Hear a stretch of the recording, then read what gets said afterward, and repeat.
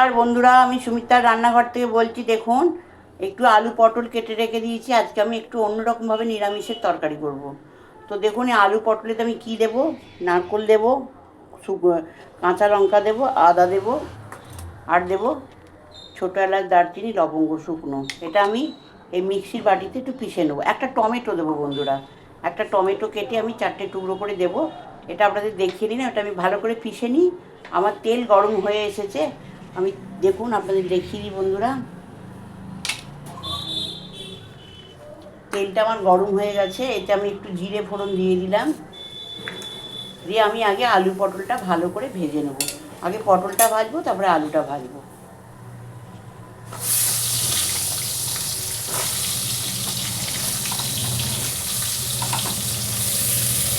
দেখুন বন্ধুরা, পটলটা ভাজা হয়ে গেছে। এবার এতে আমি আলুগুলো দিয়ে দিলাম।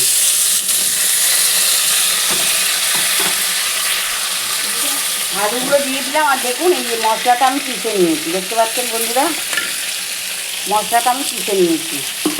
এই মশলাটা পিষে নিয়েছি। এর মধ্যে আমি কাঁচা লঙ্কা যেহেতু দিয়েছি, হলুদ গুঁড়ো আর লঙ্কার গুঁড়ো দিয়ে আমি তরকারিটাকে রেডি করবো। এতে আমি আর কোনো মশলা দেবো না, হলুদ গুঁড়ো আর লঙ্কার গুঁড়ো দেবো।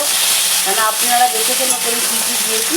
ছোটো এলাচ, দারচিনি, গরম মশলা সব দিয়েছি, আদা দিয়েছি, টমেটো দিয়েছি, নারকেল দিয়েছি। ওই জন্য এটা আর কিছুই দেবো না, একটু মিষ্টি দেবো আর হলুদ নুন দেবো। এটা একটু ভালো করে ভেজে নিই বন্ধুরা। দেখুন বন্ধুরা, এটা আমি একটু হলুদ আর নুন দিয়ে দিচ্ছি। যতটুকু পরিমাণ লাগবে একটু হলুদ দিয়ে দিলাম। আর বন্ধুরা একটু নুন দিয়ে দেবো, একটু নুন দিয়ে দেবো। আর কিছু মশলা এটা দেবো না, আমি বাটাটা এবার দেবো।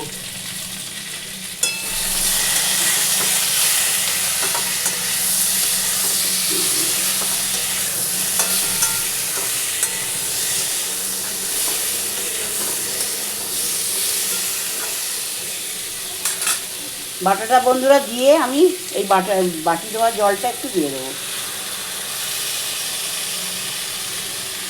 এই বাটি ধোয়া জল একটু দিয়ে দেবো একটু।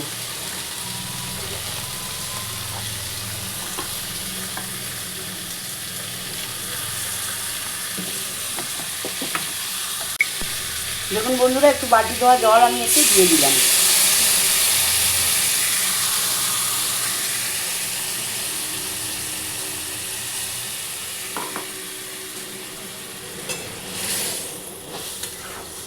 মিষ্টি এখন দেবো না, একটু চিনি দেবো, কিন্তু সেটা পরে দেবো। আগে এগুলো সব ভালো করে সেদ্ধ হয়ে যাক, তারপরে আমি বন্ধুরা চিনিটা দেবো।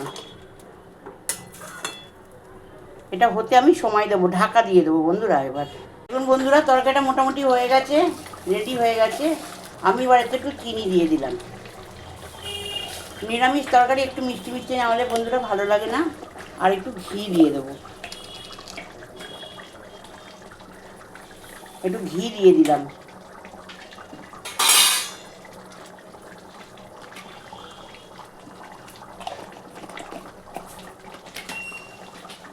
এই রেসিপিটা যদি বন্ধুরা আপনাদের ভালো লেগে থাকে, আপনারা সাবস্ক্রাইব করবেন, সাইডে থাকা বেলটা দাবিয়ে দেবেন, লাইক করবেন, শেয়ার করবেন, কমেন্টে অতি অবশ্যই লিখবেন। আমি সুমিতার রান্নাঘর থেকে বললাম। নমস্কার বন্ধুরা, একদিন এরমভাবে অতি অবশ্যই করে আপনারা ঘরে খেয়ে দেখবেন কীরম হয়। কীরম হয় আপনারা খেয়ে একদিন করে আমাকে কমেন্টে অতি অবশ্যই লিখবেন বন্ধুরা।